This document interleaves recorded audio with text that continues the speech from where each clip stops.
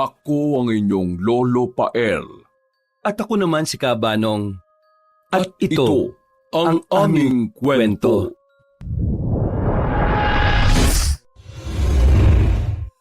Nay, bakit po pati kami kailangan pang sumama sa inyo dun sa amo ninyo? Paano na po kami makakapag-aral ni Jerome kung pati po kami magtatrabaho rin? Oo nga po, Nay. Bakit po pati ako sasama? Kahit po sana si Kuya na lang po. Aray ko, Kuya! Ang sakit nun, ha? Loko-loko ka eh. Niligtas na nga kita tapos ako naman yung ilalaglag mo dyan. Sorry, Kuya. Nay, bakit di po kayo sumasagot? Sabihin niyo naman po kasi sa amin kung bakit. Maintindihan naman po namin kayo eh. Natigilan na ang 16 na taong gulang na binatilyo nang makita niya ang nanay na si Aling Odisha na umiiyak na. Dahil doon ay napabuntong hininga na lang siya habang ang bunsong kapatid niya ay nakatingin lang din sa ina. Parehong nakonsensya ang dalawang lalaki pagkakita sa reaksyon ng ina. Nay, ano po bang problema? Pasensya na talaga mga anak. Jerry, Jerome. Simula kasi nang mamatay ang tatay Jeric nyo, nagkapatong-patong na ang utang ko kay Ma'am Chonalina. Dahil hindi ko mababayaran yon kahit tumanda pa ako at mamatay.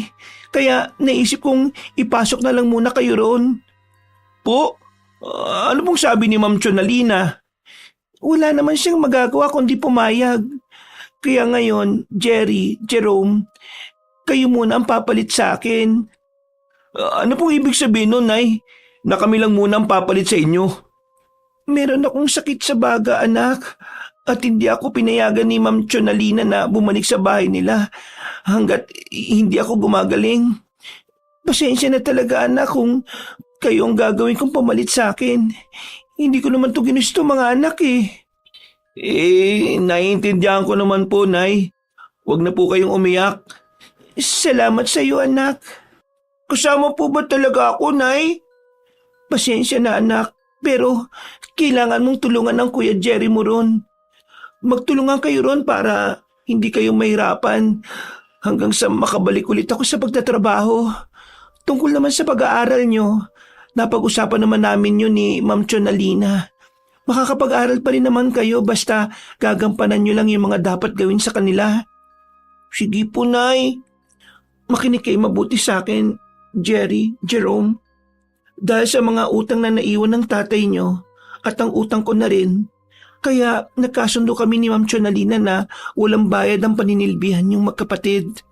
Okay lang ba sa inyo yon na hindi kayo makatanggap ng sahod? Ayos lang po sa akin yon, Nay. Basta mabayaran lang po natin yung utang nyo. Libre naman ang pagkain at pagtira nyo sa kanila, pati ang mga pangangailangan nyo lalo na sa pag-aaral. Ibibigay daw yun lahat ni Ma'am sa abot na makakaya niya. Pero yun na nga, hindi kayo sasahod. Kung makakapag-aral pa naman po kami, ayos lang din po yun, Nay. Sanay naman po ako na walang baon kapag napasok sa school eh. Salamat sa pag-unawa ninyo, mga anak. Huwag kayong mag-alala. Magpapagaling kagad ako para makabalik ako kagad sa pagtatrabaho. Huwag po kayong mag-alala sa amin doon ni Jerome, Nay. Pagbubutihin po namin yung trabaho namin hanggang sa makapagtrabaho po kayo ulit. May payo lang sana ako sa inyo, mga anak. Pakinggan niyo sana itong mga mabuti ha, itong sasabihin ko. Huwag na huwag niyong babaliwalain. Ano po yun, Nay? Una, huwag na huwag kayong susuway sa lahat ng utos ni Ma'am Chonalina. Kung minsan ay nagpupunta roon ng anak niyang si Sir John at ang asawa nun na si Ma'am Catalina. Kapag may inutos sila sa inyo, sundin niyo kagad ng naaayon sa sinasabi nila. Okay po, Nay. Naintindihan po naman namin ni Jerome yun. Pangalawa, huwag na huwag kayong papasok sa silid ni Ma'am Chonalina. Kahit na anong mangyari, nisubukang tumayo sa harap lang ng pintuan ng kwarto nun. Nakikiusap ako sa inyo. Huwag na huwag niyong gagawin yon. Lalo ka na, Jerome. Bakit po ko kagad, Nay? Alam ko kasi, anak, na malikot ang isip mo eh. At masyado ka pang curious sa mga bagay-bagay. Kaya nakikiusap ako sa iyo. Tandaan mo tong bilin ko na to, ha? Okay po, Nay.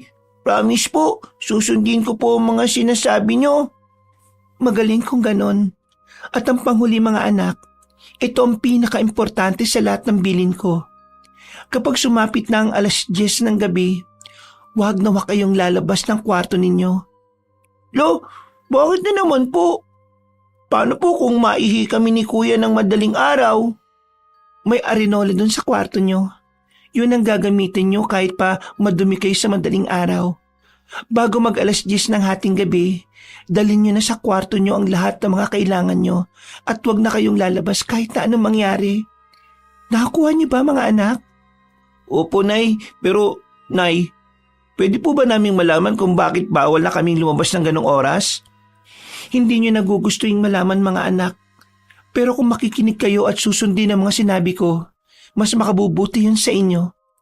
Mas mapapanatag ang loob ko at mas hindi ako mag-aalala at mapapadali ang paggaling ko.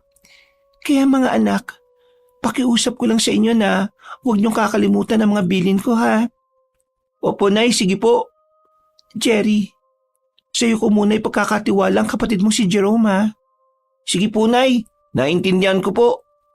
Jerome, sundin mo palagi ang kuya mo ha. Magtulungan kayo palagi. Dahil wala ko ron, ang isa't isa lang ang sandalan nyo. At huwag na huwag kayong mag-aaway. Susundin nyo ang utos ng mga amo ninyo, lalo na mga bilin ko. Dahil ikakapahamak nyong dalawa kapag may binali kayo sa mga yon. Dahil sa mga sinabing yun ng ginang ay kinutuban kaagad ang magkapatid. Kaya nagdalawang isip pa sila nung una. Mabuti na lang ay napakiusapan pa sila ni Nanay Odesia na sumunod hanggang sa gumaling lang siya at makabalik sa pagtatrabaho sa bahay ng mga Apokalipso.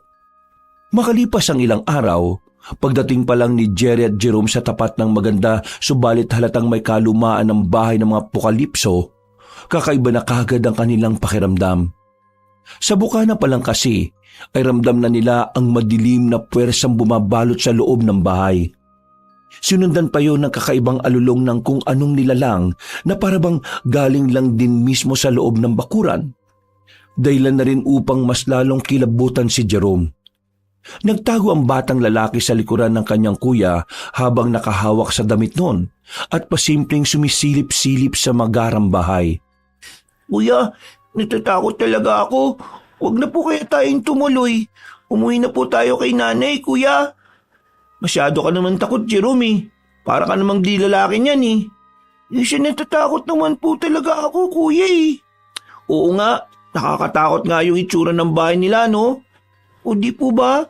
Sabi ko naman po sa inyo, kuya eh. Ano ka ba, Jerome? Nandito na tayo kaya isang tabi mo muna yung takot mo. Nandito naman ako eh at hindi kita iiwanan. Kaya huwag kang mag-alala, okay? Tsaka, hindi ka ba naaawa kay nanay? Kapag hindi natin ito tinuloy, hindi makakapagbayad si nanay ng mga utang niya. Lalo lang mahirapan yun at makakasakit. Kaya habang nandito tayo, pagtiyagaan na lang muna natin. Ilang buwan lang naman to eh. Mga 6 na buwan at makakauwi na rin tayo. Kung si nanay nga nakatiis ng ilang taon sa ganitong lugar, tayo pa kaya na hindi pa aabot ng 1 taon? Naiisip ko rin naman po yun, kuya. Hindi ko lang po talaga maiwasang hindi matakot sa itsura ng bahay nila eh. Malaki nga, pero ang gara eh. Parang yung sa mga palabas na horror na napapanood ko. Hindi ka ba natatakot, kuya? Oo naman, siyempre. Natatakot din ako. Tinan mo nga yung tuhod ko oh. Sa totoo lang, nanginginig ako.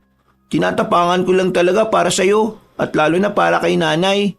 Tsaka, naisip ko lang din, may mangyayari ba kung matatakot lang tayo? Isipin mo na lang din, Jerome, na para to kay nanay ah. Tara na nga sa loob. Huwag kang mag-alala dahil magkasama naman tayo. Walang iwanan, di ba? Sabay na napatingin ang dalawa sa nakakatakot na bahay.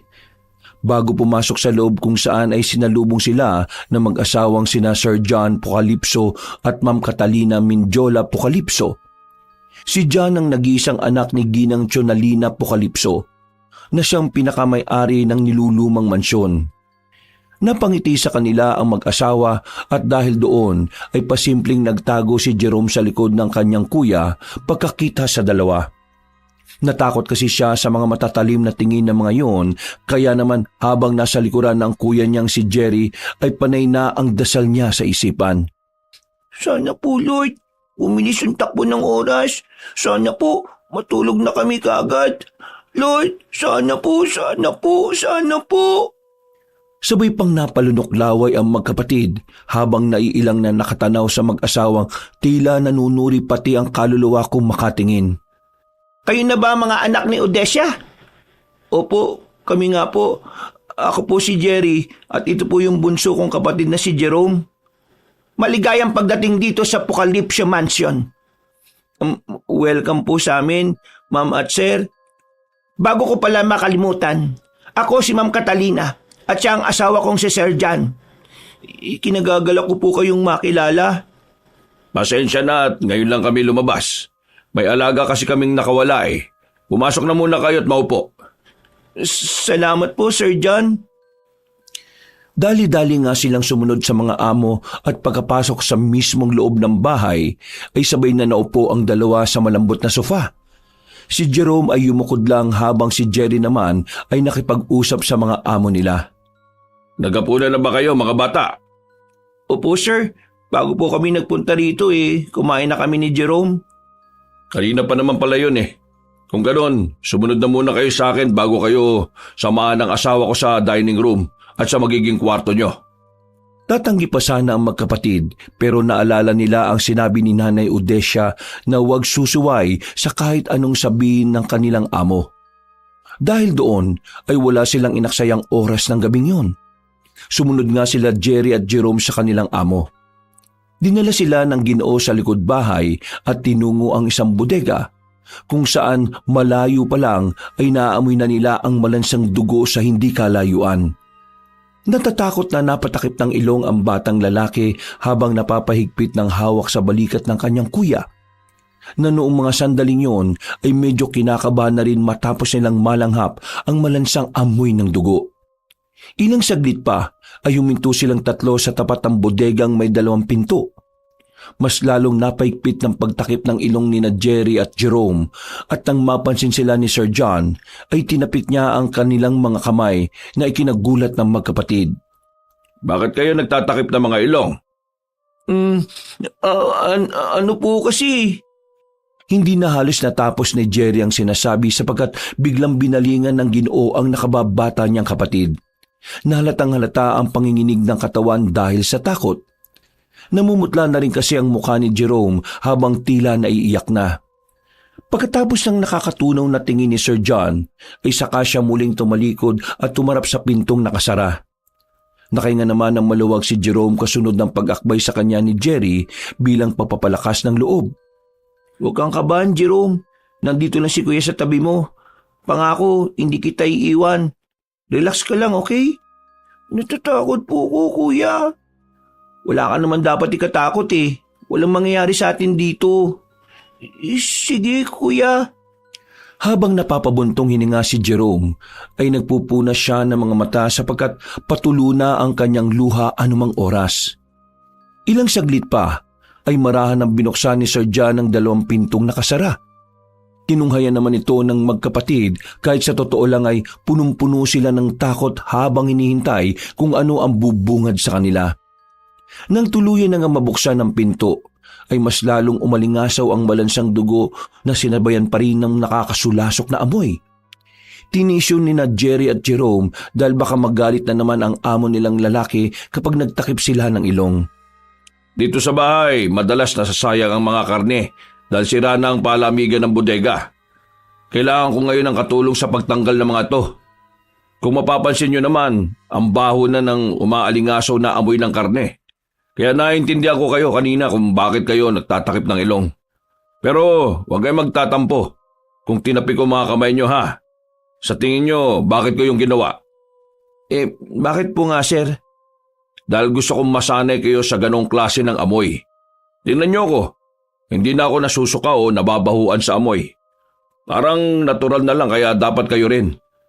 Ay nako, sige na nga at baka mahimatay pa kayo sa nabubulok at mabahong karne. Puntahan nyo na lang muna yung asawa ko sa sala ha. Magpahinga na muna kayo at bukas na natin ayusin tong bodega. Agaan nyo ng gising mga bata ha. Dahil ayaw ko lang tinatanghali ang gising dito sa bahay. Nagkakaintindihan ba tayo? Opo, Sir John. Next week pa naman ang simula ng klase nyo, di ba? Opo. Okay. Kung ganon, sige.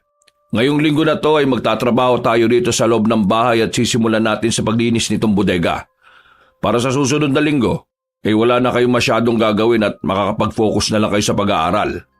Salamat po, sir. Kumain na rin pala muna kayo ng hapunan. Dahil alam kong gutom pa kayo, tinitis nyo lang. Sige na, lakad na ron. Oh, ano pang iniintay nyo? Bakit nakatayo pa kayo riyan? Sabay na lang na tumango ang magkapatid na parang hindi pa rin makapaniwala sa kanilang nakita sa bodega. Dali-dali ngang bumalik ang dalawa sa kinaroroonan ni Ma'am Catalina para itanong kung saan ang tutulugan nilang silid. Pinakain muna sila ng ginang sa dining area at kinausap patungkol sa ilang bagay na dapat at hindi dapat gawin sa loob ng Pocalypso Mansion. Sinabi na nga rin sa kanila na may karamdaman din ngayon si Ma'am Chonalina kaya ngayon ay mas lalo silang pinagbabawalan na magpunta sa silid ng matandang ginang. Pagkatapos noon ay sinamahan na nga sila ng ginang papunta sa kanilang silid. Nagtaka naman ang dalawang magkapatid dahil sa halip na sa ibabang kwarto sila dalhin ay sa ikalawang palapag sila nagpunta. Magara rin ang kwarto talatang hindi ito tinutulugan ng isang kasambahay. Ipinapaalala ko lang mga iho. Malamang nasabi na rin naman siguro ng nanay nyo kapag hating gabi na, iwas-iwasan niya ng lumabas ng silid. Mawalang galang na po, ma'am. Pwede ko po bang matanong kung bakit bawal na kaming lumabas ng hating gabi na? Hindi ba nasabi ng nanay nyo sa inyo ang dahilan? Sorry po pero hindi po kasi. Ipinagbabawal ng lumabas ng kwarto kapag hating gabi dahil kung minsan kasi ay nakakawala ang alaga naming mabangis na hayop katulad ngayon. May sarili namang banyo ang kwarto nyo rito sa itaas, kaya hindi na kailangan lumabas pa kapag kumagat na ang dilim. Ano, may tanong pa ba kayo? Ikaw, Jerome, meron ka bang gustong itanong? Oh, wala po, Ma'am Catalina. Mainam naman kung ganon. Ma'am, huling tanong na po. Ano yan? Ma'am, ano po bang magiging trabaho namin? Kung ano lang ay pinag-uutos sa inyo. Bukod doon ay wala na kayong ibang gagawin. Hindi nyo rin kailangan maging mausisa at maging matanong palagi para hindi tayo nagkakaproblema. Naintindihan nyo ba? Opo, salamat po, ma'am. Dahil sa sinabing yun ng ginang ay muli na namang kinutuba ng magkapatid. Pakiramdam nila ay tila may kung anong misteryong tinatago ang pamilya ng Pocalypso. Pag-alis ng amo nilang babae, ay napakibit-balikat na lang si Jerry habang nakatingin sa nakababatang kapatid niyang abala na sa pagmamasid sa buong kwarto. Anong ginagawa mo, Jerome? Ayos ka lang ba? Di ka na ba kinakabahan dyan? Kinakabahan pa rin po, kuya, pero napansin ko lang po. Itong kwarto parang bakod na bakod. Tingnan niyo itong bintana, oh. Doble yung harang sa labas. Tapos, pansinin niyo po yung mga kalmot na yun sa salamin, oh, kuya. Kinakabahan talaga ako sa lugar na to. Parang gusto ko na lang pong umuwi. Dapat pala, ako na lang nagtrabaho rito. Baka kasi makasagabal pa yung takot na nararamdaman mo sa pagtatrabaho natin, Jerome. Grabe ka naman po sa akin, kuya. Napakamot ulo na lang si Jerry kasunod ng pagsara ng pinto. Pagkadaka ay nilapitan niya ang nakababatang kapatid at sinipat nga rin ang kung anong binubusisi nun. Sa totoo lang, kinakabahan din naman si Jerry lalo na nung makita nila ang bodegang puno ng mga karne ng iba't ibang klaseng hayop. Ang iba sa mga yon ay inaamag na. Pero sa kabilang banda ng kanyang isip ay isinantabi niya ito dahil kailangan nilang matulungan ng ina sa pagbabayad ng utang. Kaya nang makita niya ang mga kalmot sa dingding ng kinaroroonan nilang silid, pinilit niyang alisin ang namumuong takot sa kanilang magkapatid. Wala lang yan, Jerome. Di ba nga sabi nila Sir John at Ma'am Catalina, may sakit din ngayon yung mismong may-ari ng bahay na to, si Ma'am Chonalina. Kaya siguro ganito ang bahay nila. Tapos may alaga pa sila. Ano kaya yung alaga nilang mabangis na hayop na yun, no? Sa tingin mo, tigre ba yun o leon o panther o elepante? Grabe talaga kung magkaroon ng elepante dito, no? Basta kuya, hindi po talagang maganda kutob ko sa mansyon na to. Kapag po tuluyang gumaling si Nanay Odesia, hindi ko na po siya pagtatrabuhin sa lugar na to. Maghanap ako ng maayos na trabaho sa bayan natin habang nag-aaral. Mainam naman at naisip mo yan. Siyempre naman po kuya. Hindi naman na umimik si Jerry. Naglakad na lang siya papunta sa malambot na kama at saka humiga. Pagkatapos noon ay seryoso niyang tiningnan ng kisame bago lingunin ulit ang nakababatang kapatid na patuloy sa pag-oobserba sa buong silid. Uy, matulog ka na dahil maaga pa tayong gigising bukas, no? Narinig mo naman yung sinabi ni Sir John, di ba? Sige po, kuya. Kuya, tabi po tayo, ha? May choice pa ba ako? Basta wag kang malikot dahil ihuhulog talaga kita sa kama. Patayin mo na muna yung ilaw. Total, malapit ka na dyan, eh. Pagkasabing yun ay pinatay na nga ni Jerome ang ilaw at tumabi na sa nakadatanda niyang kapatid. Kahit hindi pa inaantok, ay pinilit na lang nila ang mga sarili na makatulog. Dahil nga sa maaga pa silang babangon kinabukasan para tumulong sa paglilibing ng karne ng mga hayop na hindi na mailuluto pa. Makalipas ang ilang minuto, ay biglang napalingon si Jerome sa kanan matapos marinig ang nakatatanda niyang kapatid na humihilik na. Napailing na lang siya dahil sa bilis nitong makatulog. Ito namang si kuya, napakaingay talaga matulog. Lakas sumilik. Pero nakakaingit siya kasi nakatulog na kaagad. Samantalang ako, hindi man lang madalaw-dalaw ng antok. Hindi talaga ako komportable sa lugar na to eh. Tumalikod siya kay Jerry at nagtakip ng tenga gamit ang unan. Pagkalaon ay pumikit na siya at nagbilang ng tupa sa kanyang isipan, subalit hindi pa rin siya talaga makatulog. Kaya naman marahan na lang siyang bumangon sa kama at muling dumungaw sa bintanang nakagrills ng doble. Mula sa salaming bintana ay tinanaw niya ang madilim na kapaligiran sa labas ng magarang mansyon. Habang nakatanaw sa labas ay nakaramdam siya ng kakaibang takot sapagkat hindi siya sanay sa ganoong katahimik na lugar na tanging ingay lang ng kuliglig ang naririnig. Sa lugar kasi nila, kahit papaano ay makakalapit pa rin ang mga bahay. Hindi katulad dito na nasa pinakadulo at nasa likuran ng burol kaya madalang ang mga bahay at mga taong napapadpad. Isa rin sa dahilan kung bakit pinangingilagan ng pamilya Apokalipso ay dahil ilan sa mga sabi-sabi na meron nga raw kakaiba sa kanila. Ramdam na ramdam nga ni Jerome ang pagiging kakaiba ng kanilang mga amo. At para hindi na makasaksi pa ng kung anong nakakatakot na bagay, ay hinawi na lang ng batang lalaki ang kurtina at pagkatapos ay bumalik na siya sa kama para pilitin ang sariling matulog. Ang kaso ay paiga pa lang siya nang marinig niya ang mahinang ingay ng hayop mula sa labas ng silid. Ano yun? Natatakot man ay mas nangibabaw ang pagka-curious. Kaya marahan siyang naglakad papunta sa pintuan at pagkatapos ay marahan niya rin binuksan ang pinto. Hanggang sa mas malinaw niyang naririnig ang umiiyak na kambing. Bakit may kambing dito? Yung ba yung pinakakain nila na sinasabi nilang alaga? Hindi na niya halos natapos ang sinasabi dahil mula sa pinakadulong silid ay meron siyang naaninag. Hanggang sa nasipat niya ang anino ng isang tao na bitbit nga ang nasabing hayop. Muli niya ring narinig ang ingay ng kambing na mas lalo pang nagsumigaw kaya naman dali-dali niyang isinara ang pinto. At dahil sa kaba ay napalakas ang pagsara niya. Kaya naman nakalika siya ng kalabog. Naku po, napalakas yung ginawa kong pagsara ng pinto. Sa sobrang pagkataranta ay nagmamadali subalit maingat siyang tumakbo papunta sa kama at muling nahiga. Narinig niya kasi mula sa labas ang mabilis na yabag ng isang tao na parabang papunta sa kanilang silid. Habol hiningang pumikit si Jerome at napanggap na natutulog na. Kasunod noon ay dinig na dinig niya ang mahinang langit-ngit ng pinto ng kanilang silid na parabang merong nagbukas. Napadasal na lang siya sa isip habang malakas na kumakalabog ang kanyang dibdib. Matulog ka na kasi, Jerome. Matulog ka na, Jerome. Ay nako, makatulog na nga.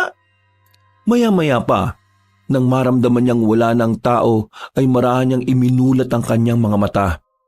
At pagbaling ng tingin sa pintuan ay laking gulat niya dahil nakabukas na ang pinto ng kanilang kwarto. Ha? May nagbukas nga ng pinto. Hindi niya natapos ang sinasabi sapagkat nang mapabaling siya sa kanyang paanan ay doon niya nakita ang isang matandang babae. Namumula ang mga mata nito at matalim kung makatingin. Nakasimangot din at sabog-sabog ang kulot na buhok. Otomatikong nagtayuan ang balahibo niya sa katawan dahil sa nerbiyos. Para ring may mga nagkakarirahang daga sa kanyang puso dahil sa bilis ng paggabog nito. Hindi na nga niya napigil ang sarili dahil sa sobrang pagkasindak. Kuya Jerry, may alimaw! Kuya Jerry, gising po! Dahil sa lakas ng pagsigaw ni Jerome ay napabalikwas ng bangon si Kuya Jerry na nagulat din matapos makita matandang babae na nasa harapan nila. Ilang saglit pa nga ay nagtungo na rin doon ang mag-asawang John at Catalina. Nang makita nila ang matanda na nakatayo sa paanan ng magkapatid ay tila natatarantang nilapitan ni Ma'am Catalina ang matandang babae at inakayon. Halika na ma, doon po tayo sa kwarto nyo. Sinabi ko naman sa inyong huwag kayong lalabas eh. Habang sinusundan ng magkapatid ng tingin ng nasabing matanda, ay kabado pa rin sila. Naisip kasi nilang multo o aswang ang matanda na bigla na lang pumasok sa kanilang silid. Siya nga pala may-ari nitong lumang mansyon. Si Ma'am Chonalina nyo, ang mama ko. Siya po pala yun, sir. Akala ko po may sakit siya. May sakit nga siya. Sakit ng katandaan kaya ganyan. Pumapasok-pasok na lang din sa kwarto ng ibang tao. Mabuti nga't hindi nakawala yung mga alaga naming hayop dahil kung hindi, baka may nalapa yon. Po? Kalimutan nyo na yung sinabi ko. Pagpasensya nyo na yung pagpasok niya rito na walang paalam. Mahilig na kasi talagang tumakas si mama at maggala-gala. Kaya ugaliin yung maglak ng pinto ha kapag matutulog na kayo. Opo sir, naintindihan ko po at pasensya na po. O sige na, matulog na ulit kayo. Ating gabi na rin Basta bukas, 6:00 pa lang ng umaga, gising na dapat kayo ha, para tulungan niyo ako sa bodega. Opo, sir. Nung umalis na si Sir John, ay kaagad na inilak ni Jerry ang pinto at dali-daling tumabi sa nakakabata niyang kabatid. Binuksan mo yung pinto, no? Maming ka, Jerome. Huwag kang magsisinungaling sa akin, ha? Kilala kita kapag hindi ka nagsasabi ng totoo. Opo, kuya. Pasensya na po talaga kung nakalimutan kong ikandado ulit. Jerome naman. Teka, huwag mong sabihin na nagtangka ka lumabas ng kwarto. Di ba ang bilin sa atin ni nanay at ng mga amo natin na huwag lalabas ng kwarto kapag ating gabi na? Ang tigas naman ng ulo mo. Paano kung nahuli ka ng mga amo natin? Di napalayas tayo kagad nang wala sa oras. Paano pa makakabayad ng utang si Nanay Odesia kung mangyari yun? Hindi po ako lumabas, kuya. Sumilip lang po ako. Promise po, cross my heart, double-double. Anong sinilip mo sa labas? May magandang tanawin ba doon? Ano po kasi, kuya? Nakadinig ako ng umiiyak na kambing. Naisip ko lang po na baka yung po pinakakain nila na sinasabi nilang alaga. Katulad ng sinabi ng mga amo natin, sumunod na lang tayo. At wag nang maging mausisa para wala na mangyaring gulo at di na maulit to, Jerome. Diyos ko naman unang gabi pa lang natin dito, nagpapasaway ka na. Narinig mo yung sinabi ni Sir John kanina Kung nakawala yung alaga nilang hayop na mabangis at pumasok dito, di pareho tayong nalapa. Naisip mo ba kapag nangyari yon? Bibigyan pa natin sila ng sakit ng ulo lalong-lalo na si nanay. Hindi mo iniisip yung mga ginagawa mo? Ay nako, kung alam ko lang talaga, dapat ako na lang nagpunta rito. Binantayan mo na lang si Nanay Odesia doon sa bahay. Sorry po, kuya. Napabuntong hininga na lang ng malalim si Jerry habang dismayadong pinagmamasdan si Jerome. Nang makita niyang tila naiyak na ang nakababatang kapatid, ay binawi na lang din niya ang mga sinabi. Naalala niya kasi ang sinabi ng kanilang ina na huwag mag-away at palaging magtulungan para hindi sila magkaproblema sa mansyon. Pasensya na sa mga sinabi ko. Sige na, matulog na nga tayo. Dahil bukas malamang yan, marami tayong gagawin. Sige po. Kuya, sorry po ulit ah. Sige na, wala na yon. Huwag mo na lang uulitin. Matapos niya yung sabihin ay humiga na siya at tumalikod sa kapatid. Ganun na rin ang ginawa ni Jerome, subalit na natili siyang nakadilat habang nakatanaw sa kisame. Hindi pa rin kasi maalis sa isip niya ang itsura ni Ma'am Chonalina nang makita niya kanina. Para bang hindi tao ang tingin niya sa matandang babae at sa pagkakatanda nga niya ay parang napansin niyang may dugo-dugo ito sa labi pati na rin sa kamay. Hindi niya lang masyadong napansin dahil natakot na rin siya ng husto kanina. At isa pa ay medyo madilim sa silid kapag nakapatay na ang ilaw. Matapos ang pagmumuni-muning yon, ilang saglit pa nga ay narinig na naman niya ang mahinang paghilik ni Jerry, sinyalis na tulog na ito. Nakaramdam na naman siya ng inggit sapagkat kahit saang talaga ay madali lang makatulog ang kanyang kuya. Hindi ito namamahay katulad niya. Pumikit na lang siya at pinilit na magbilang ng mga tupa sa isip. Subalit muli niyang naaalala ang narinig na umiiyak na kambing kanina bago pumasok sa kwarto nila si Ma'am Chonalina. May kakaiba talaga sa bahay na to. Ngayon nakakasiguro na talaga ako, lalo na nang makita ko si Ma'am Chonalina. Kahit hindi maganda ang kutob niya sa nasabing magarang bahay, ay inisip na lang ni Jerome ang sinabi ng kanyang kuya. Kailangan nga nila magtrabaho upang makatulong sa kanilang nanay na ngayon ay nagpapagaling pa. Para po sa iyo, Nay. Basta po, magpahinga ka lang. Lord, ingatan mo kami ni Kuya Jerry dito habang nandito kami. Kung ano man po yung sikreto at kadilimang bumabalot sa lugar na to, huwag niyo pong hayaang mapahama kami ni Kuya.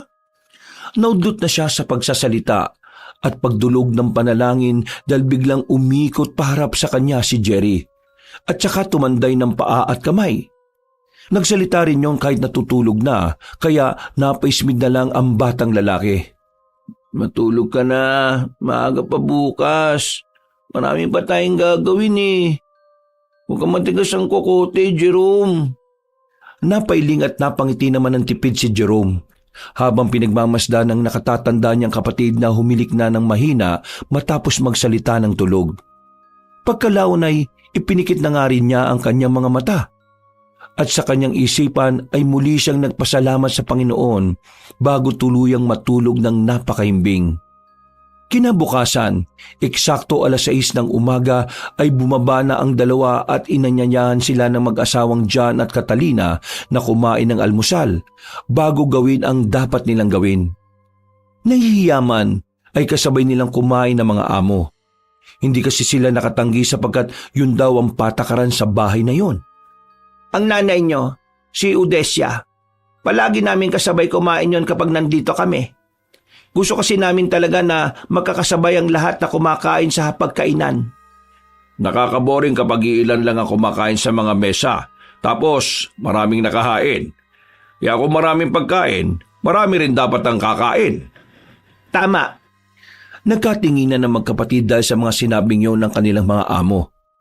Sa kabilang banda naman ng isip ni Jerome ay parang iba ang pakiramdam niya. Para bang may napapansin siyang kakaiba o mali na hindi niya rin matukoy kung ano. Dahil doon ay gumana na naman ang muwang niyang isipan at walang ano-ano ay napatanong siya sa mag-asawa. Bakit po pala hindi natin kasabay si Ma'am Chonalina? Tsaka po, ano po bang alaga niyo na nakakawala? Nasaan na po yung mga yon, Ma'am at Sir? Jerome, bakit ka nagtatanong ng ganyan? Mayos ka nga. Sir, Ma'am, pasensya na po kayo sa tanong ng kapatid ko Alam niyo naman po yung mga bata, maraming talagang tanong. Pasensya na po talaga kayo. Huwag niyo na pong intindihin yung mga sinabi ni Jerome. Hindi na halos na ituloy ng binatilyo ang huling salita sapagkat narinig niya kung paanong ibagsak ni Sir John ang kutsarang hawak. Para bang nagalit ito sa tanong ni Jerome. Dahil doon ay pasimpleng sinamaan ni Jerry ng tingin ng nakababatang kapatid na napayuko na lang at napasubo ng kinakain nito. Hindi naman na umimik si Sir John. Nagpatuloy lang siya sa pagkain hanggang sa magsalita na nga si Ma'am Catalina. Ano ang sinabi ko sa inyo kagabi na isa sa dapat niyong tandaan? Bawal ang ano sa bahay na ito? Nagkatinginan ulit si Jerry at Jerome at parang naiilang sila na kung ano ang isasagot.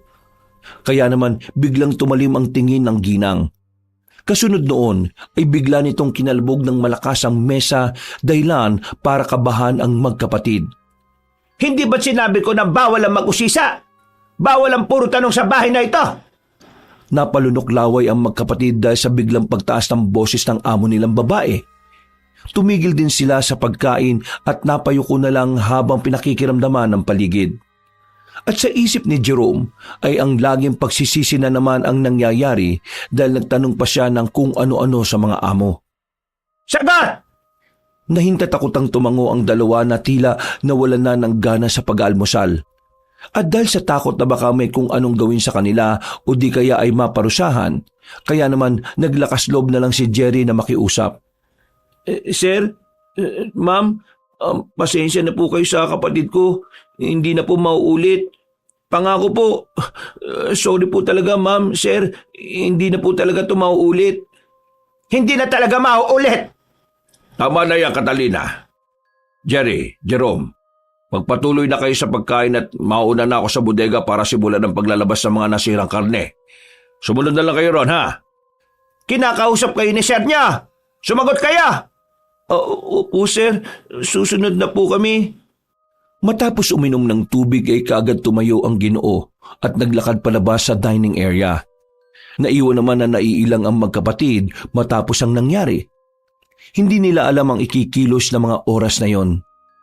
Sige na, ituloy niyo na ang pagkain niyo katulad ng sinabi ni John. Pasensya na kayo kung napagtaas ako kayo ng boses kanina. Kumain na kayo at pagkatapos niyan sundan niyo si Sir John niyo sa bodega para ma-dispatch niya na yung mga karneng inaamag. Wala nang sumagot sa magkapatid.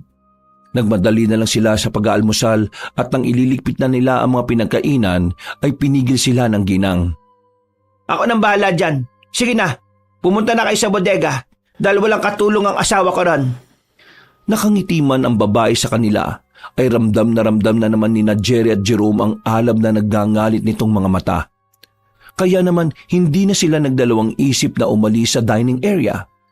At habang naglalakad papunta sa bodega ay pinagalitan na naman ni Jerry ang bunsong kapatid dahil sa mga sinabi at tinanong niyon kanina. Isang gabi pa lang tayo dito, Jerome, pero nakakadalawa ka na kaagad Maayos ka naman. Utang na loob. Hindi na ako natutuwa sa inaasta mo Pauwi na talaga kita. Isang-isa na lang talaga. Paano kapag napalayas tayo dito? Ano na mangyayari kay nanay? Sorry talaga, kuya. Puro ka na lang sorry. Tapos gagawin mo na naman. Mabuti kung manahimik ka na lang Kahit wala ka nang gawin, ako na lang ang gagawa basta tumahimik ka lang para wala nang gulo. Pinapasakit mo yung ulo ko Hindi na umimik pa si Jerome. Tahimik na lang niyang sinusundan sa paglalakad ang nakatatanda niyang kapatid hanggang sa marating nila ang bodega. Tahimik nilang tinulungan ng among lalaki at ng araw na yon ay naubos ang kanilang oras sa pag-aayos sa nasabing lugar. Marami-rami rin kasi silang inalis na karning inaamag.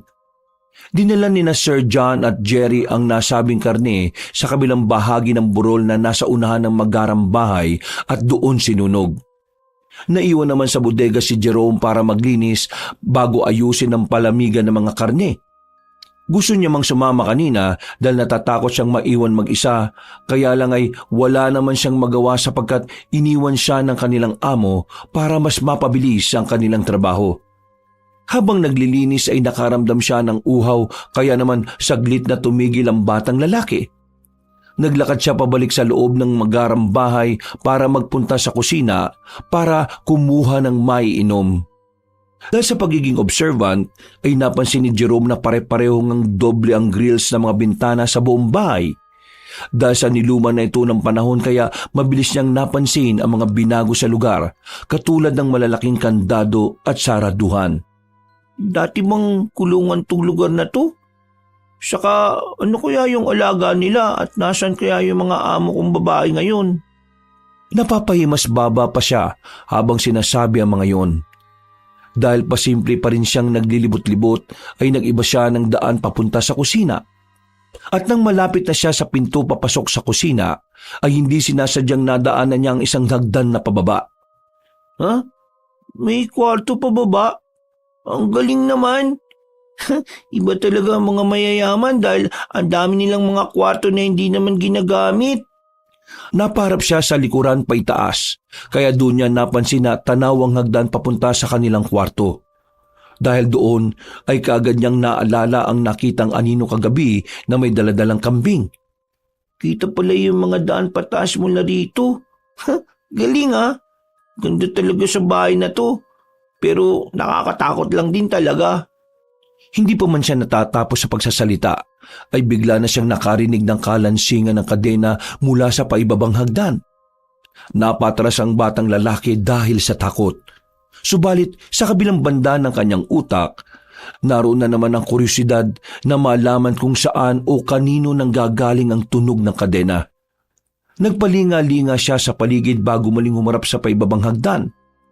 Nang hahakbang na siya ay muli namang sumagi sa isip niya ang mga sinabi ni Kuya Jerry niya kanina. Isang gabi pa lang tayo dito, Jerome ha. Pero nakakadalawa ka na kagad. Umayos ka naman, utang na loob. Di na ako natutuwa sa inaasta mo ha. Papauwiin na talaga kita. Isang-isa na lang talaga. Paano kapag napalayas tayo dito? Ano na mangyayari kay nanay? Matapos maisip ang mga yon ay napahimas batok na lang siya at muling umatras. Kukuha lang talaga ako ng tubig eh. Tapos babalik na ako sa paglilinis. Hindi pa niya natatapos sa mga sinasabi nang bigla na naman niyang narinig ang kalansing ng kadena mula sa basement. Mas malakas ito kaysa sa nauna. At bukod doon, meron na rin siyang naririnig na boses na parang mahinang gumagaralgal. Nang desidido na siyang bumaba para makita kung anong sikretong dapat malaman sa basement, ay saka naman niya narinig ang sasakyan kung saan nakasakay sina Sir John at Kuya Jerry. Dahil doon ay dali-dali siyang tumakbo papunta sa kusina at pagkatapos ay kumuha ng maliit na pitsyel saka nagmamadaling dinala sa bodega. Naabutan niya sina Sir John at Kuya Jerry na kabababa lang ng sasakyan. Nakapaglinis na po ako. Alos nakalahati ko na po, Sir John. Kumuha lang po ko ng may inom na tubig. Hoy sige, magtrabaho na kayo. Dapat matapos nyo yan ngayong araw Dahil bukas may magdadala naman ng mga panibagong karne rito. Malayo sa kabiasnan tong lugar natin kaya nag-iimbak tayo ng mga pagkain. Jerry, yung mga biling ko sa iyo Ikaw na bahala magsabi dyan sa kapatid mo. Opo, sir. O siya, maiwan ko na kayo dyan. Pagkatapos noon ay tiningnan lang ng Ginoo si Jerome bago pumasok sa loob ng bahay para maglinis ng katawan. Nagpatuloy naman ang magkapatid sa paglilinis ng nasabing bodega. At dahil sa katahimikang bumabalot ay naglaro na naman sa isip ng batang lalaki ang mga narinig kanina sa basement. Nilingon niya si Kuya Jerry pero tila abala naman yon na alam niya ring galit pa sa kanya. Pero hindi na talaga niya natiis na ikwento ang mga bagong nadiskubre.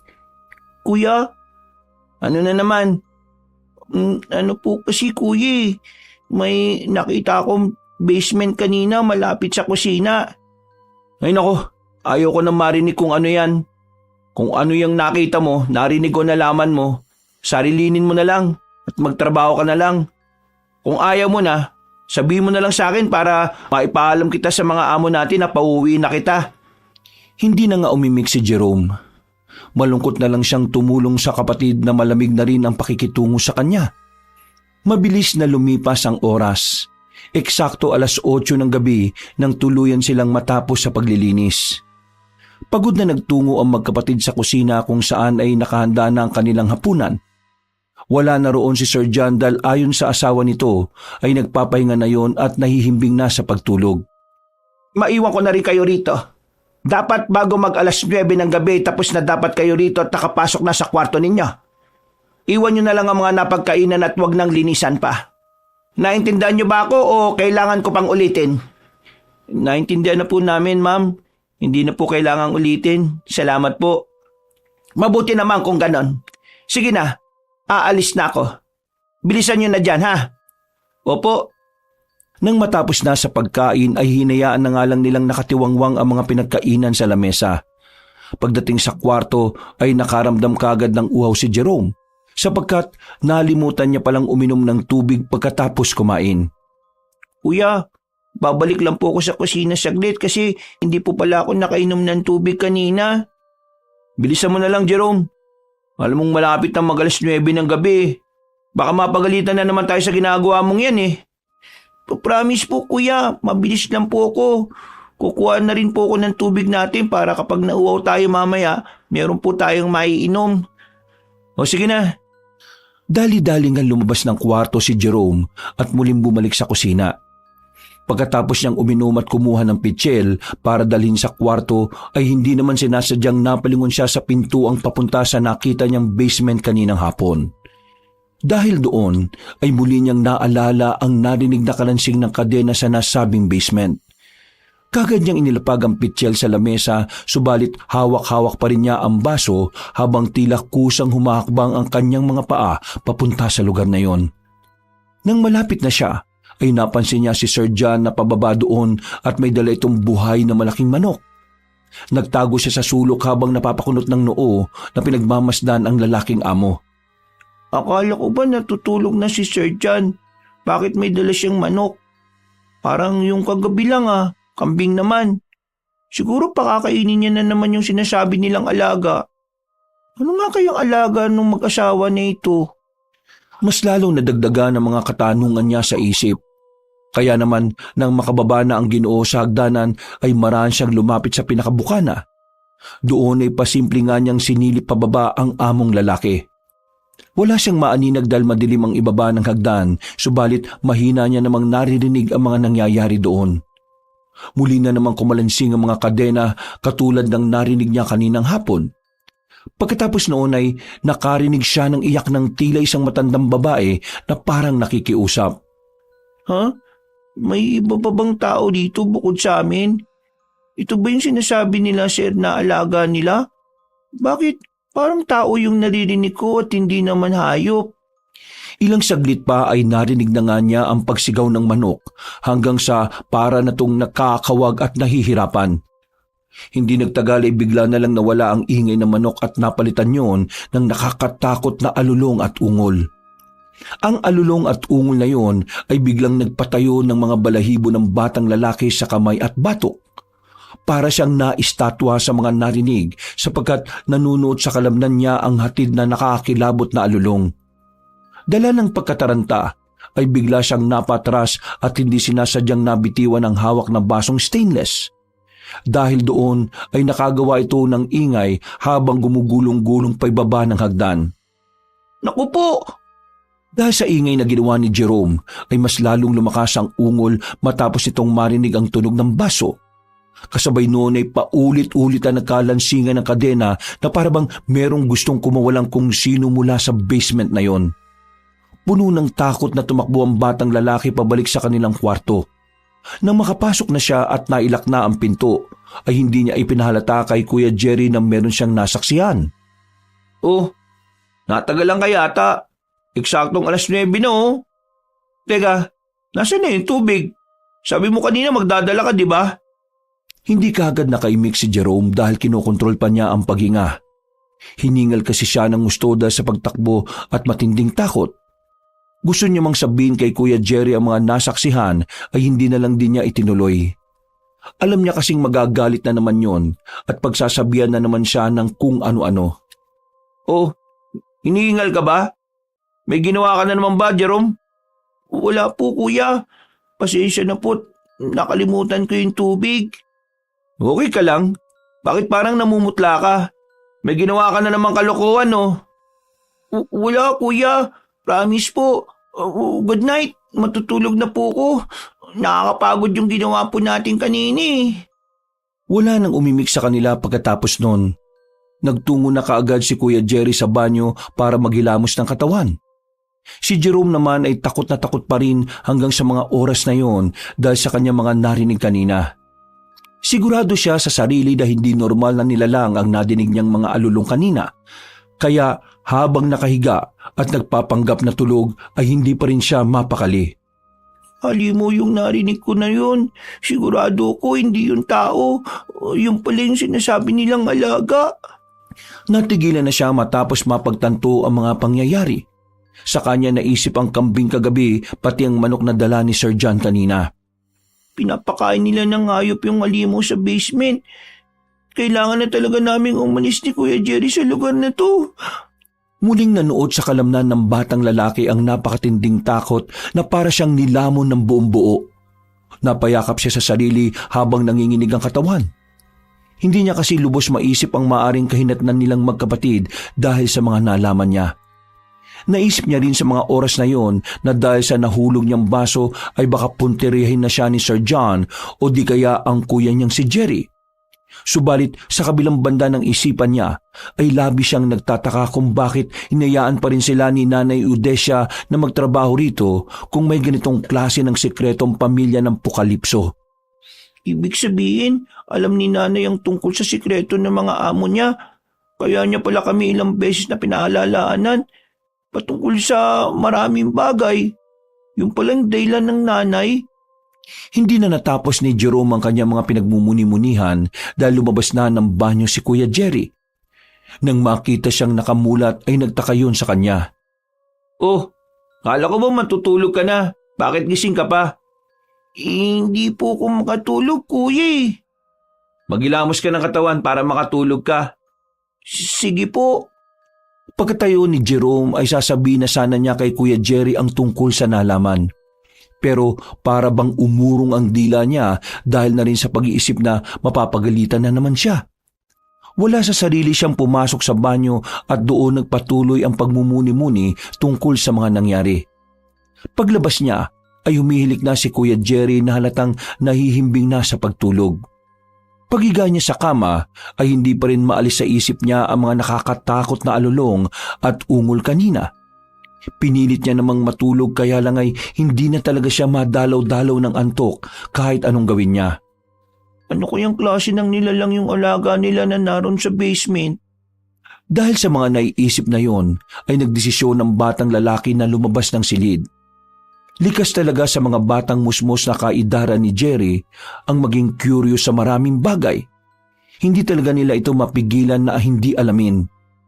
Naisip niya kasing bigla na kaya siguro ayaw silang palabasin tuwing hating gabi ay dahil sa nilalang na nasa basement. Doon niya rin napagtanto na kaya pala doble-doble ang mga grill sa mga bintana at maraming kandaduhan ng mga pinto sa buong bahay ay dahil sa merong tinatagong kung ano ang pamilya Pukalipso. Pasensya na po, Kuya Jerry, kung matigas ang ulo ko. Kailangan ko pong malaman kung ano ang totoo para makalis na talaga tayo sa lugar na to. Ang dating takot niya sa mga bagay-bagay ay napalitan tuloy ng pagiging mausisa. Nang nasa labas na siya ng kwarto nilang magkapatid, ay marahan niyang isinara ang pinto at maingat na naglakad papunta sa hagdanan. Sumilip-silip muna siya sa ibaba at nang makasigurong walang tao, ay dahan-dahan siyang naglakad pa ibaba ng hagdan. Dali-dali niyang tinungo ang kusina at nang nasa harapan na siya ng pintuan na papunta sa basement, ay nag-alangan pa siya nung una. Bigla na lang kasi siyang kinilabutan matapos maalala ang mga narinig na alulong kanina. Ano ba itong ginagawa mo, Jerome?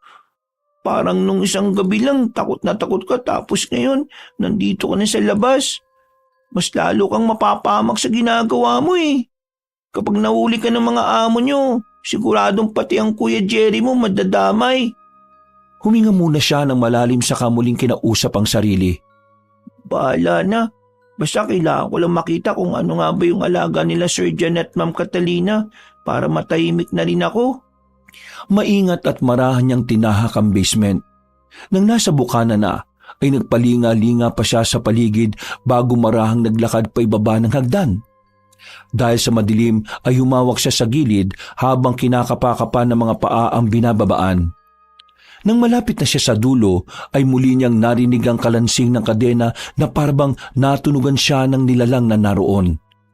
Pagkuwan ay natigilan ng batang lalaki matapos makarinig ng mahina at garalgal na tinig ng isang napakatandang babae. San? Anak? Ikaw na ba yan?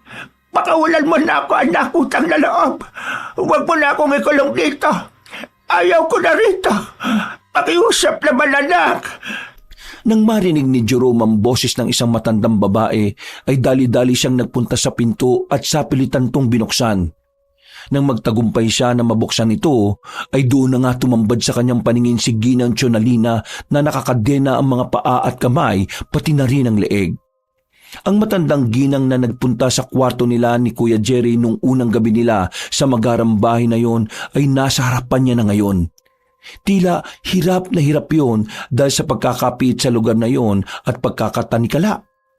Hindi makapaniwala ang batang lalaki sa kanyang nakita.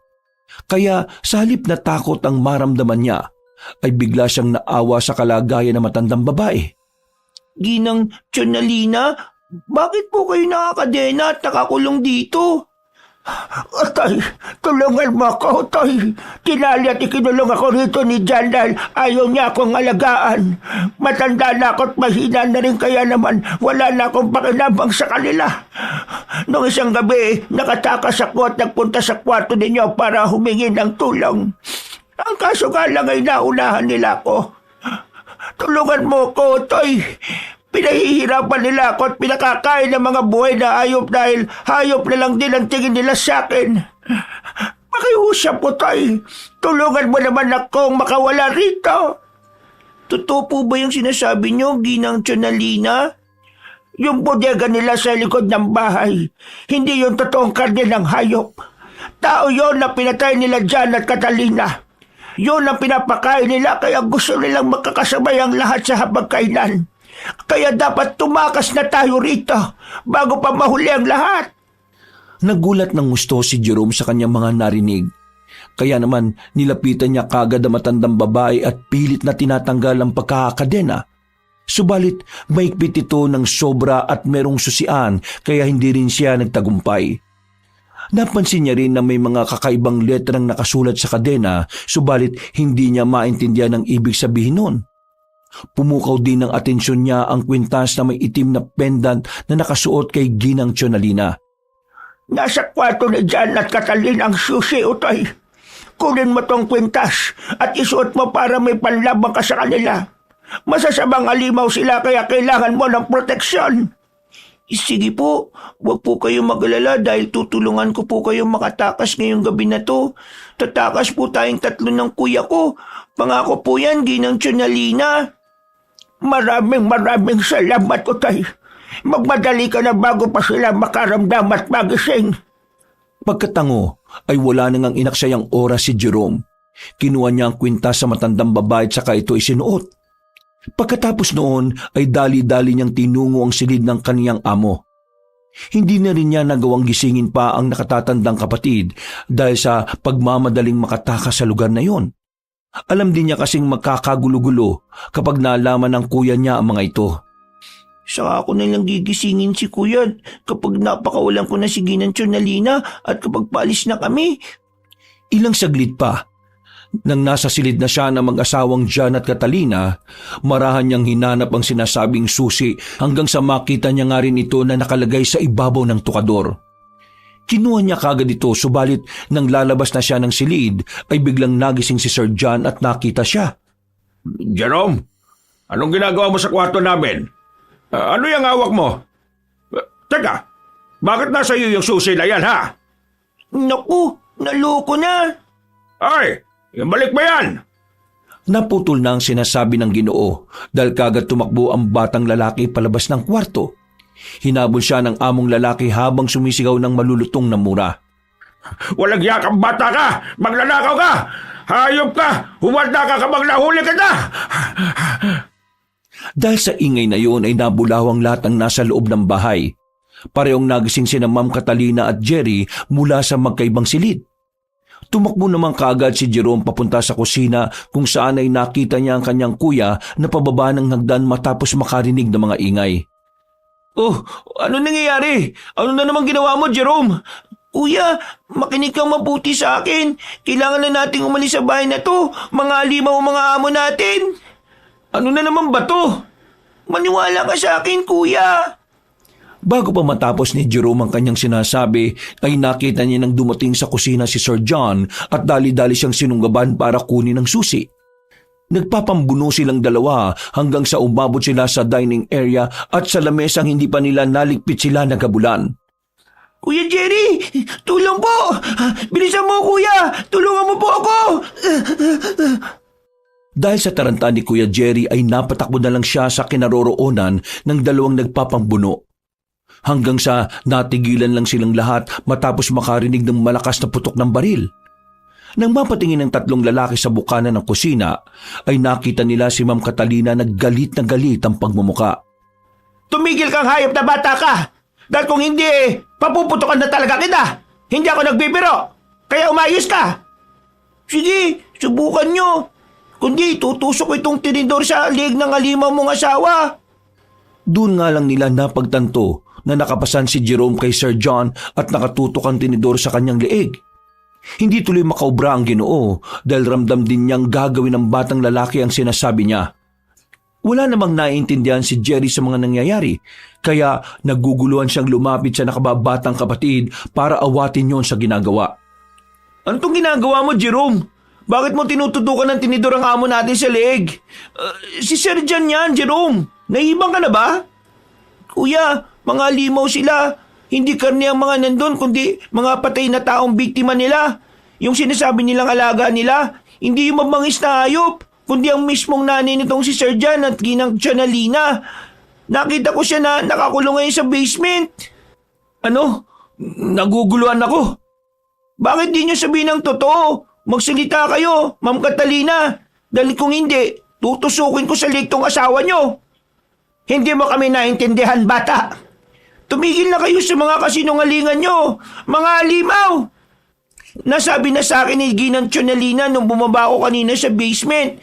Nakita ko siya doon na naghihirap at nang sasamahan yung mag-asawa para ikadena siya at ikulong. Bitiwan mo yung baril mong yan kung ayaw mong itusok ko to sa liig ng asawa mo. Iagis mo rito ng marahan kay Kuya Jerry ang baril. Bilisan nyo! Dahil sa takot, ginawa nga ni Ma'am Catalina ang sinabi ni Jerome. Kinuha naman ni Kuya Jerry ang nasabing baril. Akin na yan, kuya! Nang iabot ni Kuya Jerry ang baril sa nakababatang kapatid, ay kaagad namang itinulak ni Jerome palayo si Sir John at saka itinutok sa mag-asawa ang nasabing baril. Jerome, ano ba nangyayari sa'yo? Itigil mo na tong kalokohan mo! Kuya, maniwala po kayo sa akin. Nagsasabi po ako ng totoo. Para maniwala ka po talaga, kunin mo itong susi at pumunta ka sa basement. Makikita mo po yung nakakaawang kalagayan ni Ginang Chanalina. Jerome, ano ba itong ginagawa mo? Mapapahamak eh. Huwag ka pong mag-alala sa akin, kuya. Dahil hindi po ako magagalaw ng mga limaw na to. Dahil pinasuot sa akin ni Ginang Chanalina itong pendat na panlaban daw sa kanila. Nang makita ni Sir John at Ma'am Catalina ang nasabing pendant, ay mas lalo silang nag-alala. Hindi mo alam ang ginagawa mo, Jerome. Makinig ka mabuti. Kayo po makinig sa akin na mabuti. Huwag kayong aalis dyan sa pwesto nyo, ha? Dahil po, hindi ako magdadalawang isip na bariling kayo. Jerry, nagkakamali ang kapatid mo. Pigilan mo siya. Kayo ang tumigil! Nagpaputok na nga ng baril si Jerome, pero mabuti na lang ay walang tinamaan. Napatras lang ang mag-asawa at pagkatapos noon ay hinagis na nga ng batang lalaki ang susi sa Kuya Jerry niya. Sa basement, kuya! Para po malaman mo rin ang totoo. Dahil na rin sa pagkalito at takot, kaya dali-daling umalis ang kanyang kuya at nagtungo na nga sa nasabing basement. Pagkatapos noon ay sa kanya hinarap ang mag-asawa habang patuloy pa rin na nakatutok sa mga to ang baril. Kahit punong-puno ng pangamba ay determinado pa rin si Jerome na makaalis. Sa isip niya ay kahit anong mangyari ay tatakas at tatakas sila sa lugar na yon. Huwag po kayong lalapit. Kapag gumalaw po kayo, papuputukin ko po ulit tong baril. Hindi mo alam ang sinasabi mo. Parang katulad ng hindi mo alam sa paggamit ng baril na yan. Hindi na natapos ng Ginoo ang kanyang sinasabi dahil biglang pumutok ang baril at tinamaan siya sa balikat. Napasigaw naman ang ginang habang inaakay ang kanyang asawa na napahandusay. Sinabihan na po kita, Sir John, pero nagmamatigas ka rin po eh. Hindi mo alam ang mga ginagawa mo, Jerome. Tanggalin mo ang suot mong kwintas bago ka pa lamunin ang kasamaan yan. Manahimik po kayo. Baka gusto niyo pong ikaw ang sumunod. Ipapahamak mo tayong lahat. Ikaw ang papatay sa ating lahat. Wala kang kaalam-alam sa mga nangyayari. Hindi mo dapat to ginagawa. Hindi ka dapat nagpapauto sa kanya. Natigil na nga sa pagsasalita si Ma'am Catalina sapagkat mula sa basement ay nakarinig sila ng malakas na hiyaw galing kay Kuya Jerry. Dahil doon ay napatakbo si Jerome sa pintuan kung saan tanaw ang daan papunta sa basement. Mula sa bukana ng hagdan paibaba ay kitang-kita ng dalawa niyang mga mata ang nakatatanda niyang kapatid. Kuya, ano po nangyari? Jerome, takbo na! Bilisan mo na! Ganun na lang ang gulat ng batang lalaki na makita ang Kuya Jerry niya na sumusuka ng dugo. Tila nag-aagaw buhay na yon habang mabagal na tumatakbo palapit sa kanya. Jerome, tulong! Bago pa natapos ang binata ang kanyang sinasabi ay humandusay na siya sa sahig kasunod ng pagtalsik ng mga dugo galing sa tila nagkabutas-butas niyang katawan. Hindi alam ni Jerome ang magiging reaksyon matapos yan makita. Para siyang pinagsakluban ng langit at lupa matapos masaksihan ng pagkamatay ng nakatatanda niyang kapatid. At mula sa likuran ng nakahandusay na katawan ni Kuya Jerry ay unti-unti niyang nasilayan ng isang matanda na naliligo sa dugo. Nanlilisik ang mga mata nitong tila nagbabaga.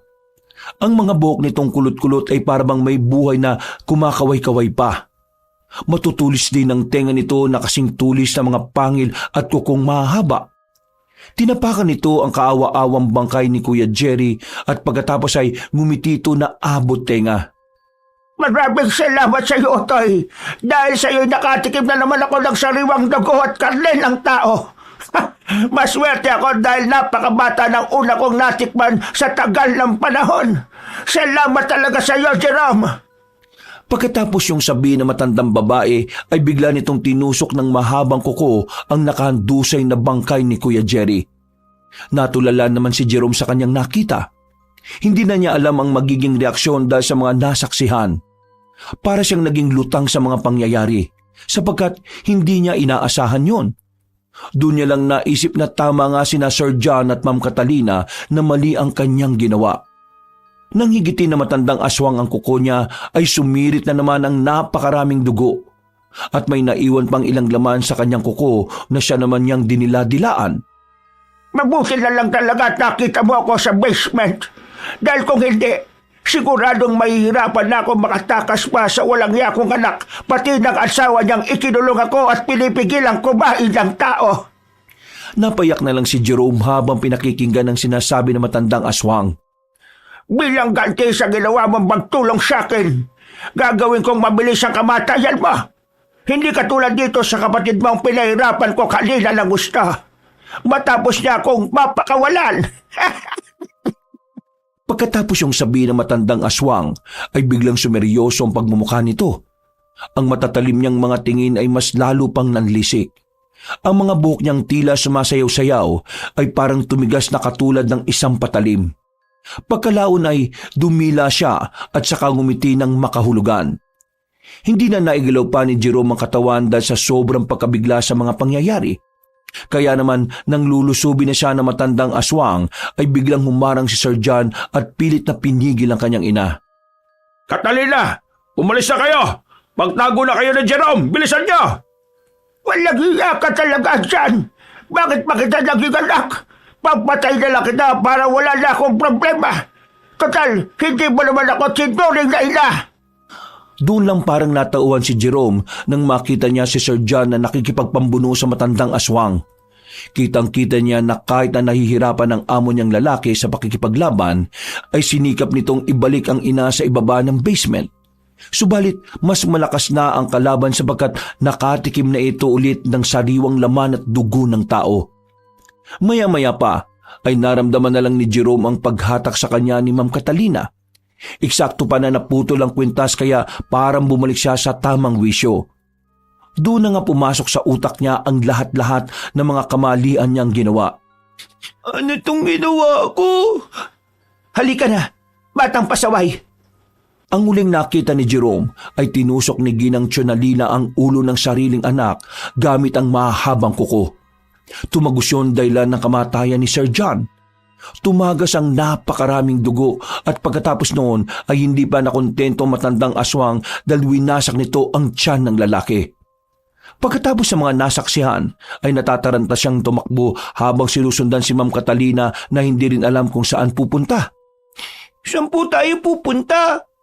Tatakbo tayo hanggang sa makalayo sa kanya.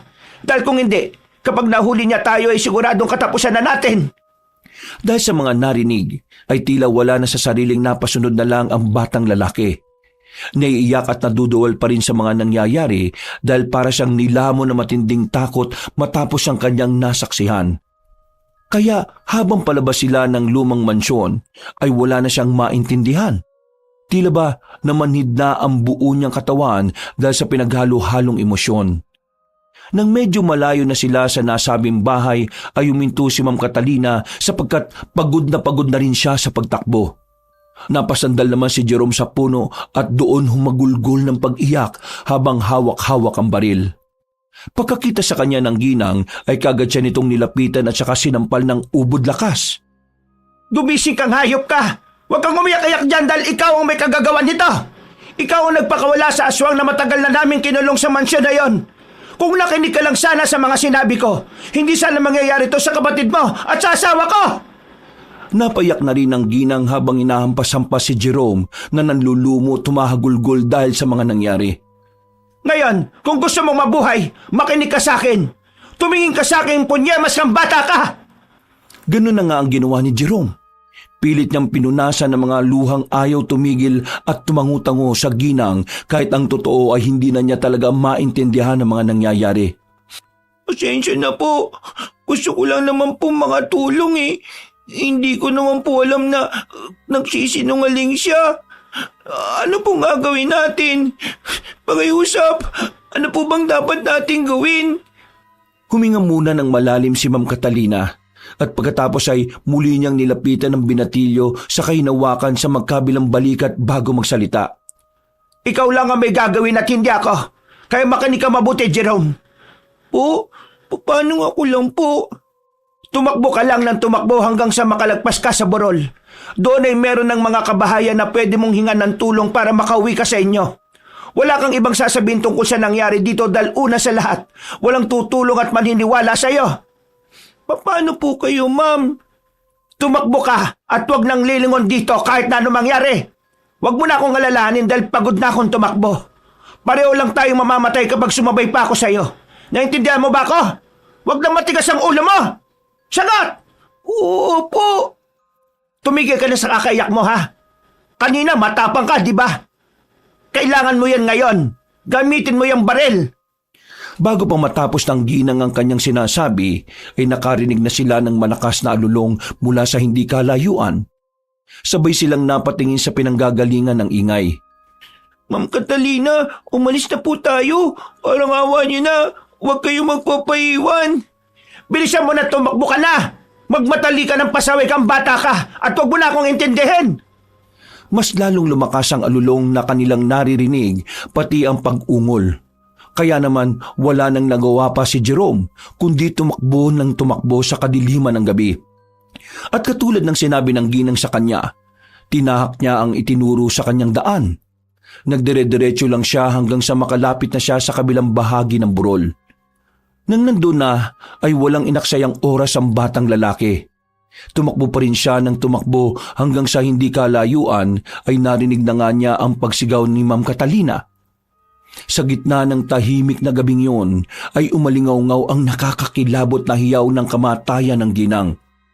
Nang mawala na ang tinig ay bigla namang narinig ni Jerome ang malakas na alulong at ungol ni Ginang Chonalina mula sa hindi kalayuan.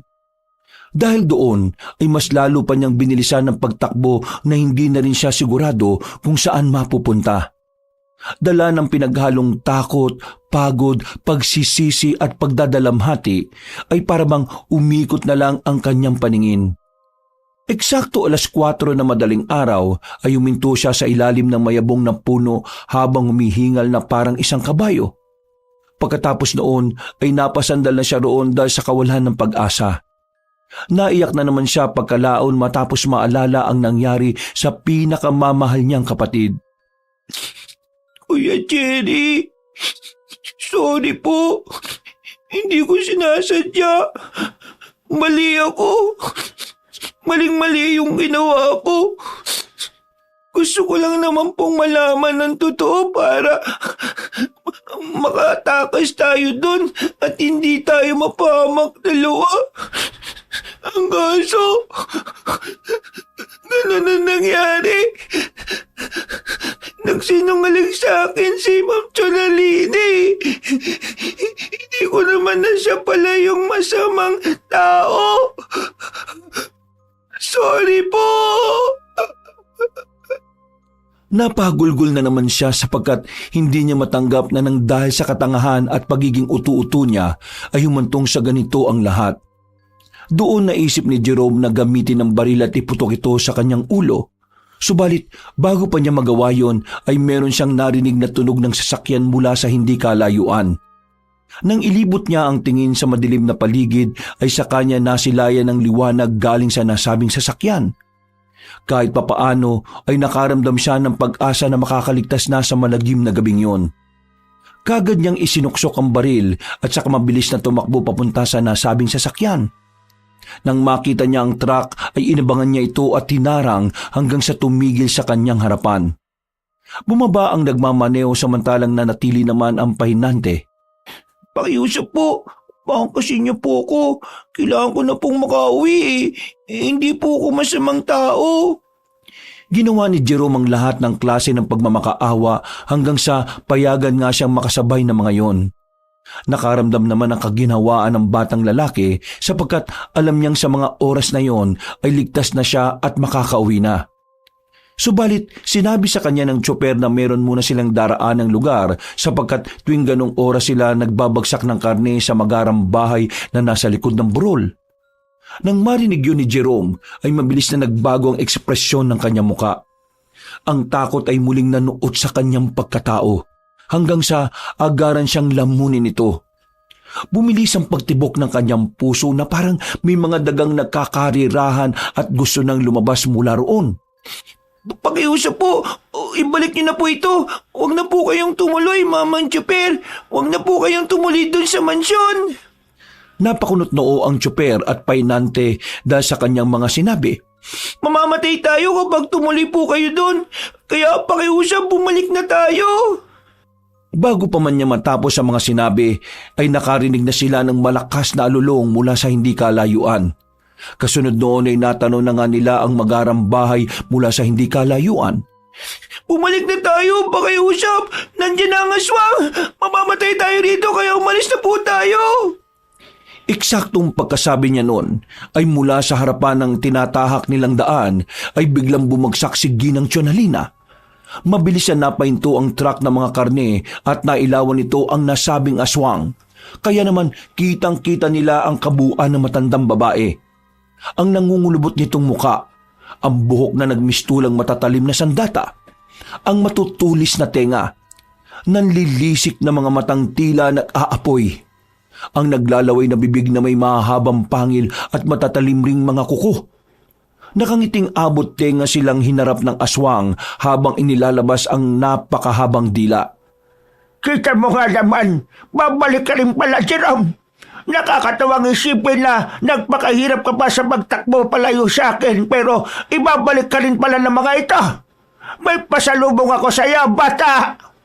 Pagkasabing yon ay sa kanito inihagis ang ulo ni Ma'am Catalina na tumama sa unahan ng sasakyan. Nang makita yun ng tsoper at pahinante ay nataranta rin silang katulad ni Jerome. Umalis na tayo dito, bilis!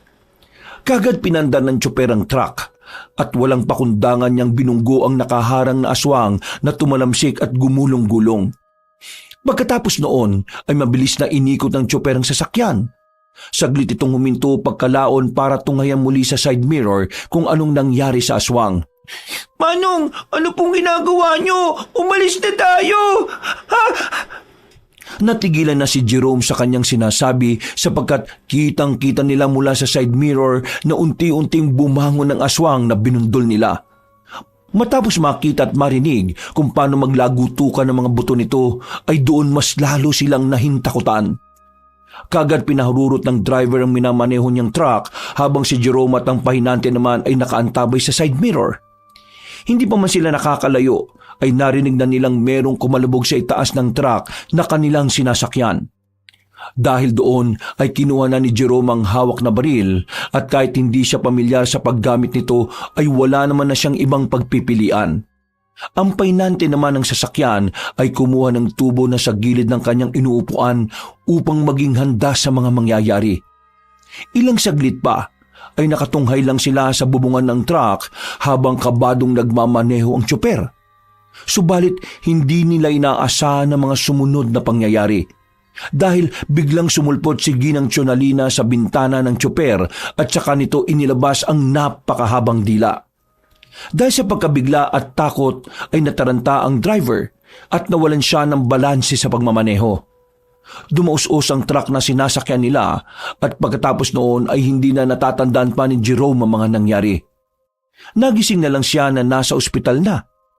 Ilang araw nang tuluyang bumuti ang kanyang pakiramdam at doon na nga nalaman ng batang lalaki na siya lang ang nabuhay sa aksidenteng nangyaring yon.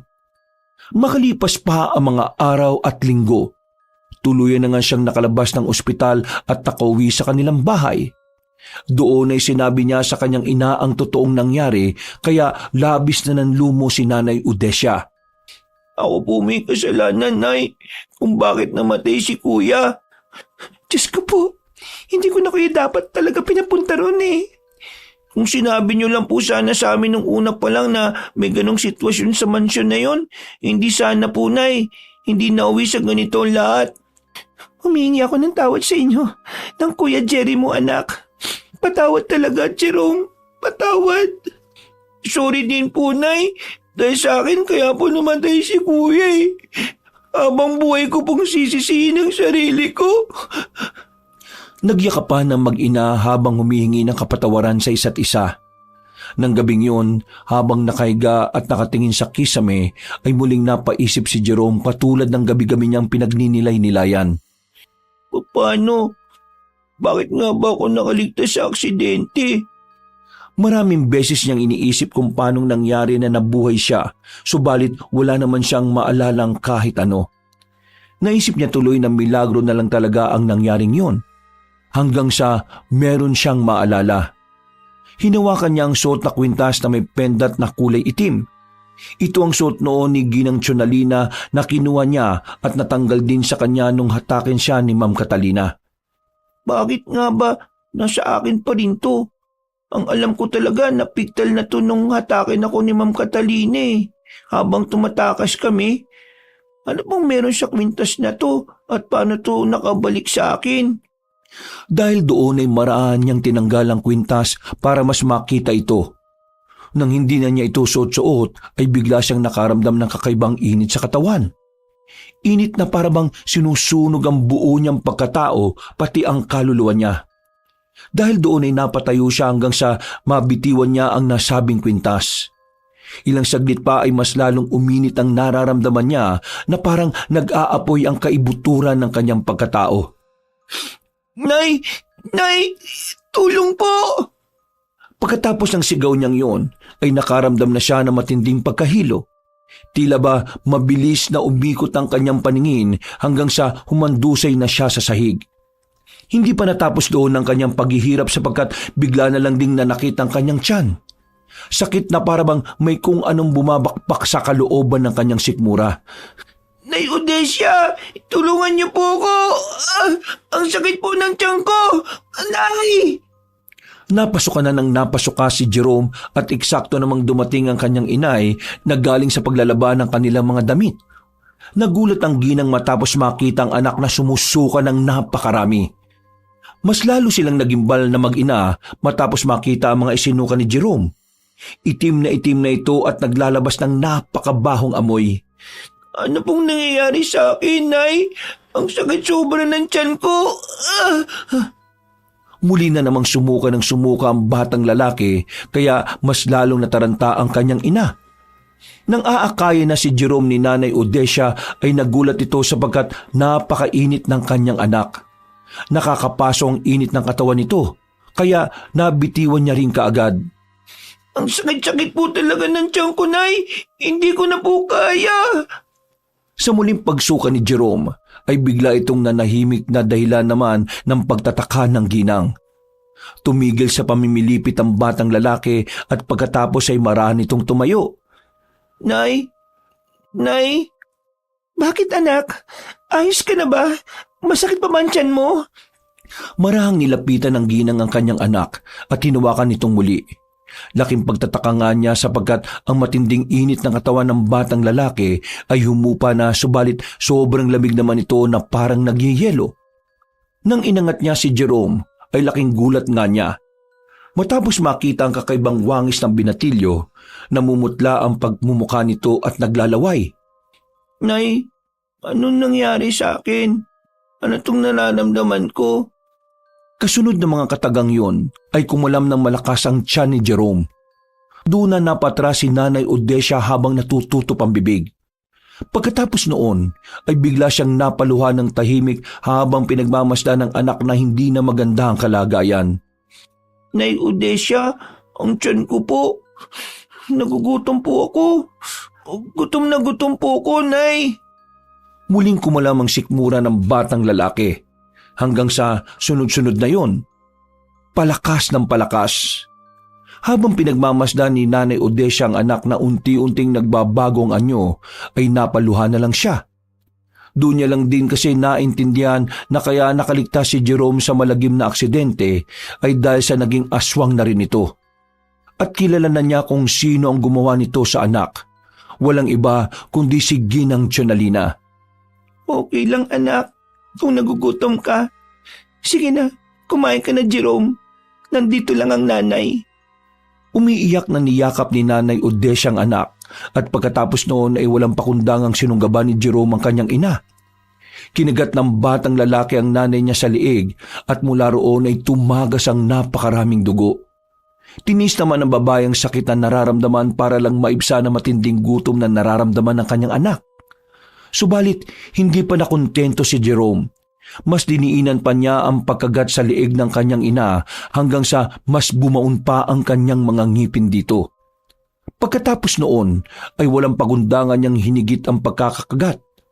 Natangay ang malaking piraso ng laman at balat sa liig ng kanyang ina hanggang sa humandusay ito sa sahig habang nangingisay-ngisay. Nagugutom ako. Gusto ko pa ng sariwang dugo at laman ng tao. Natutuwa niyang pinagmasdan ng naghingalong ina at pagkatapos ay sa kanya ito itinihaya. Naglaway na naman siya matapos makita ang dugong tumataga sa liig ng kaawa-awang ginang. Pagkatapos noon ay wala sa sarili niyang winakwak ang tiyan nito at isa-isang binungkal ang mga laman loob na parang wala lang. Sinilat niya ang lahat ng makita niya hanggang sa walang matirang lamang loob. Nang makaramdam na siya ng kabusugan, ay doon na tuluyang uminahon ng kanyang pakiramdam at natauhan. Pagkakita ni Jerome sa kanyang ina, ay sa kanya lang napagtanto ang mga bagay-bagay. Ang karumal-dumal niyang ginawa at ang pagpatay sa sariling ina. Nay! Ano po itong ginawa ko? Nay! Hindi! Hindi! Halos mabaliw si Jerome dahil sa nangyari. Hindi niya sukat akalain na siya rin mismo ang papatay sa kanyang ina. Inuntog-untog niya ang sarili hanggang sa tumigil lang siya matapos maramdaman ng isang presensya na biglang dumating. Walang iya ka! Anong ginawa mo sa akin? Bakit mo ako ginawang aswang? Sana pinatay mo na lang ako! Tumawa lang si Ginang Tiyonalina habang nakatingin sa batang lalaki na naiiyak at punong-puno ng pagsisisi. Ikaw ang nagmakaawa na gusto mong mabuhay. Hindi mo na ba natatandaan? Ano pong ibig niyong sabihin? Tinupad ko lang ang gusto mong mangyari bilang ganti ko sa pagpapalaya mo sa akin. Ngayon, ikaw nang bahala sa sarili mo kung anong susunod mong gagawin. Walang iya ka! Patayin mo na ako! Patayin mo na ako! Kung gusto mong mamatay, humanap ka ng nilalang na papatay sa'yo. At hindi ako yan. Kung ako sa'yo, magpakasaya ka na sa mahabang buhay na natanggap mo. Matagal na panahon kang mabubuhay at yun ang hinahangad ng maraming tao na maswerte kang nakuha mo. Sa isang iglap ay parang bula na nawala sa hangin na matandang aswang. Sa sobrang sakit naman ng nararamdaman ay sumigaw na lang ng sumigaw si Jerome habang niyayakap ang lasog-lasog na katawan ng kanyang ina. Nay, sorry po. Ano po bang nagawa ko nito? Lord, patawarin niyo ako. Bata lang po ko eh. Hindi ko po alam kung ano pong ginagawa ko. Sinamantala nila yung pagka-inosente ko. Ginamit nila ako, Lord. Hindi ko gusto to. Maya-maya ay biglang may mga dumating na mga tao sa bahay nila Jerome. Isang kilalang albularyo ang tumulong sa kanya. Mabuti na lang habang maaga pa ay nakontra nila ang pagsasaaswang ni Jerome. Nahirapan ang albularyo dahil nakakain na ng laman ng tao at dugo si Jerome. Pero dahil sa awat tabag ng Panginoon ay gumaling ang inosenteng bata. Mula noon ay nagsilbing aral kay Jerome na hanggat maaari ay huwag maging matigas ang ulo at sumunod sa mga nakatatanda sa kanya. Umayos naman ang buhay ni Jerome sa tulong ng albularyo at naging magaling na albularyo si Jerome na kumakalaban sa mga aswang. Muling nag-cruise ang daan ni Ginang Chonalina at ni Jerome. Dahil naging magaling na albularyo at manunugi si Jerome, ay napatay niya si Ginang Chonalina. Nakamit ni Jerome ang hustisya para sa kanyang nanay at sa kuya niyang si Jerry. Wakas. Ako ang inyong Lolo Pael. At ako naman si Kabano.